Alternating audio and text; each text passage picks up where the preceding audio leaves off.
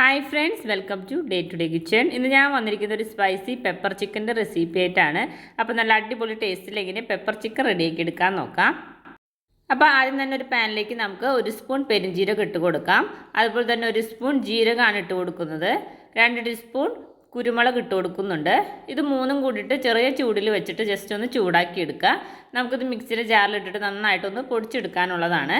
അപ്പോൾ ഇതൊന്ന് ചൂടാക്കി എടുക്കാം. ഇതിപ്പോൾ ചൂടായി കിട്ടിയിട്ടുണ്ട്. ഇനി നമുക്ക് ഫ്ലെയിം ഓഫ് ചെയ്ത് കൊടുക്കാം. അതിനുശേഷം ഇതൊന്ന് ചൂടാറിയതിന് ശേഷം നമുക്ക് മിക്സിയിൽ ചെറിയ ജാറിലിട്ടിട്ട് നന്നായിട്ടൊന്ന് പൊടിച്ചിട്ടൊന്ന് മാറ്റി വയ്ക്കാം. ഈ ഒരു പാൻ എടുത്തിട്ട് നമുക്കതിലേക്ക് ഓയിൽ ഒഴിച്ച് കൊടുക്കാം.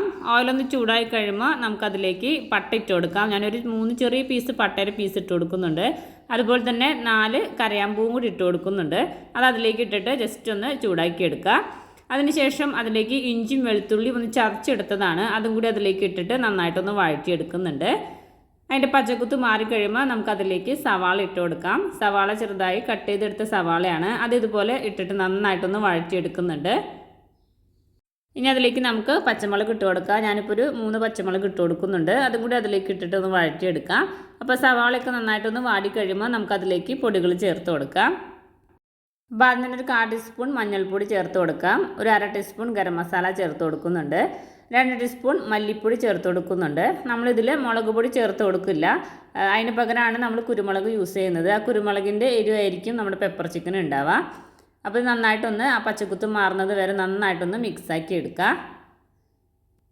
ആ പൊടിയുടെ പച്ചമണമൊക്കെ മാറിയതിന് ശേഷം നമുക്കതിലേക്ക് തക്കാളി ഇട്ട് കൊടുക്കുന്നുണ്ട്.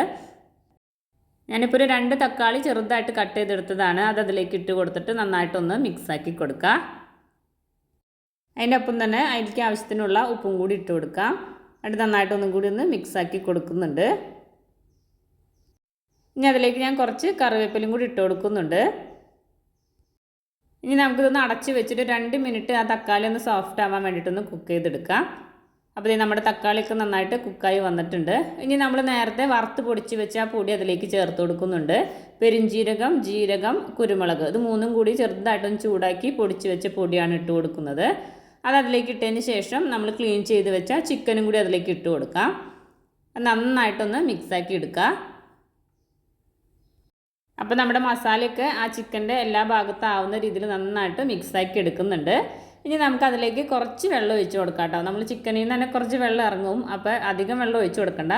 കുറച്ച് വെള്ളം ഒഴിച്ച് കൊടുത്തതിന് ശേഷം അടച്ച് വെച്ചിട്ട് ലോ ഫ്ലെയിമിൽ വെച്ചിട്ട് ഒരു 10 മിനിറ്റ് നമുക്ക് ചിക്കനൊന്ന് കുക്ക് ചെയ്തെടുക്കാം. അപ്പോൾ ഇടയ്ക്ക് ഒരു 2 മിനിറ്റ് കഴിയുമ്പോൾ ജസ്റ്റ് ഒന്ന് ഇളക്കി കൊടുത്തിട്ട് ഒന്നും കൂടി ഒന്ന് അടച്ച് വെച്ച് കൊടുക്കുന്നുണ്ട്. അങ്ങനെ ഒരു 10 മിനിറ്റ് നന്നായിട്ടൊന്ന് കുക്ക് ചെയ്തെടുക്കുന്നുണ്ട് ചിക്കൻ. അപ്പോൾ നമ്മുടെ പെപ്പർ ചിക്കൻ ഇവിടെ റെഡി ആയിട്ടുണ്ട്. ലാസ്റ്റ് ഞാൻ കുറച്ച് കറിവേപ്പിലും കൂടി ഇട്ട് കൊടുക്കുന്നുണ്ട്. അപ്പോൾ ഇതുപോലെ പെപ്പർ ചിക്കൻ ട്രൈ ചെയ്യാത്തവരുണ്ടെങ്കിൽ തീർച്ചയായിട്ടും ട്രൈ ചെയ്ത് നോക്കാം. അപ്പോൾ എൻ്റെ വീഡിയോ ഇഷ്ടപ്പെട്ടെങ്കിൽ ലൈക്ക് ചെയ്യാനും കമൻറ്റ് ചെയ്യാനും ഷെയർ ചെയ്യാനും മറക്കരുത്. ആദ്യമായിട്ട് കാണുന്നവരുണ്ടെങ്കിൽ സബ്സ്ക്രൈബ് ചെയ്ത് സപ്പോർട്ട് ചെയ്യാനും മറക്കരുത്. താങ്ക്